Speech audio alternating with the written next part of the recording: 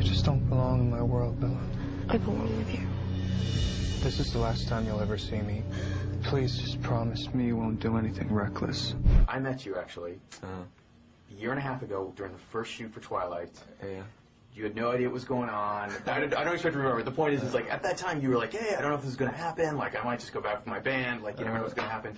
Did you ever in a million years think that, like, you would go from making this little movie to, like, the phenomenon that it's become? No, not at all. Like, not at all. No one ever believes me. But, like, I mean, like, come on, it was a massive, major selling book. No one had heard of the books. I mean, you'd had to search to find someone who'd heard of the books before the movie came out. I mean, or before the big promotion started for it. And then now it's difficult to find someone who hasn't heard of them. I mean, but I mean, I couldn't even buy the book in England, so I never expected anything like this. And, you know, you've actually worked so much since then because you made this one and Twilight, and you just did Remember Me. Remember Me. Yeah.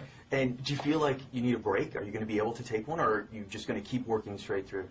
I think I'm going to keep working straight through, because, I mean, I'm hoping that, because when you're on set, you're relatively insulated from everything, and that's the only time you get really annoyed with the situation, when you're just kind of trying to have a normal life and there are people following you around all the time.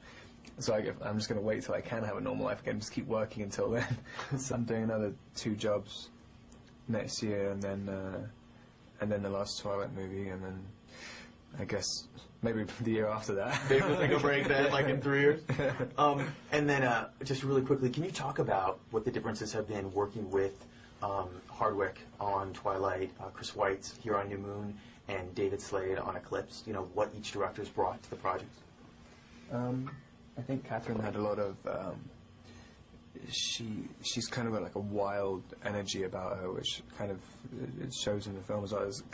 It's very impulsive, the way the movie goes. So she did a lot of handheld camera work and kind of stuff. She has an indie mentality, so it looks different. And Chris has, I wouldn't really say more traditional, but I think he was trying to go for a more traditional look in it.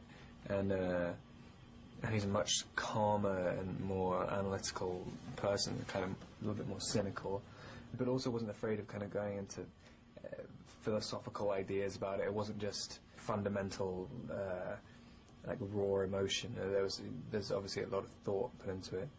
And David, I guess, is, you know, he has a kind of, he had an idea about it. Like he wanted to make it a lot more like harsh. I mean, there's a lot of fighting in it. There's a lot of all the conflict is really escalated. I mean, everyone's kind of. It's a much more tense movie, I think. Eclipse. I think it's going to be a lot like faster pace, I think.